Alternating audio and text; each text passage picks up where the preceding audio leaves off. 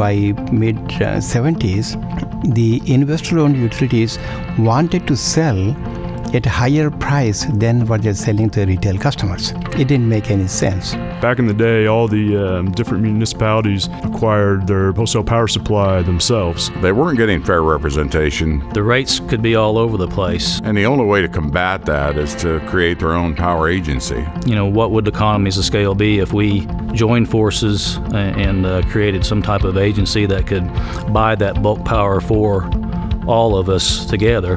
They were stronger together. They came together and they said that we got to form this agency.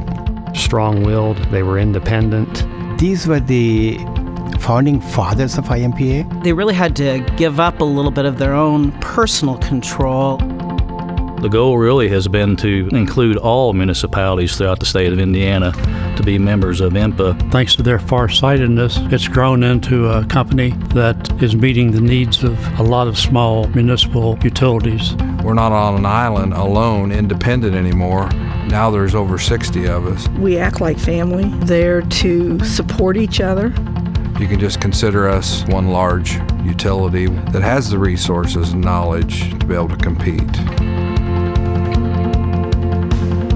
One of the biggest differences between, say, our rates and investor-owned utility rates is that we don't have shareholders that we need to pay. The customers are the shareholders. You don't have that conflict of interest. All of those savings we pass on to our members, who then pass on to their local customers. The public power model, what it brings to the table is local ownership, local control. Where the people receiving the service actually have a voice, and that's ultimately what makes public power really great.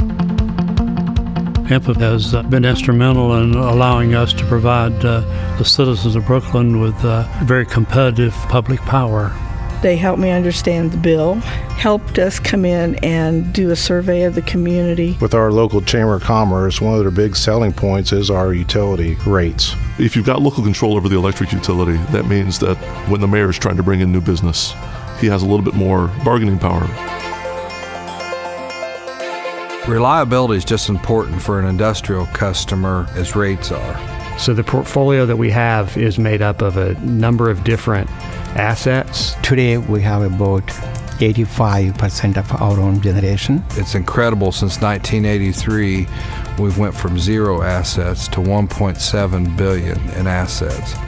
Within those assets, we have different fuel types. So as market prices go up and down, we're not that exposed to the markets. We don't have all of our eggs in one basket. Natural gas combustion turbines, wind power contracts, nuclear, along with our solar investments that we're making now. The board has chosen to decrease the amount of carbon-based generation that we have in our asset portfolio. I really look at sustainability as being responsible. All of our power plants have the latest environmental controls. It's going to pay off in the long run, for us and future generations. IMPA has done a wonderful job of investing in the future.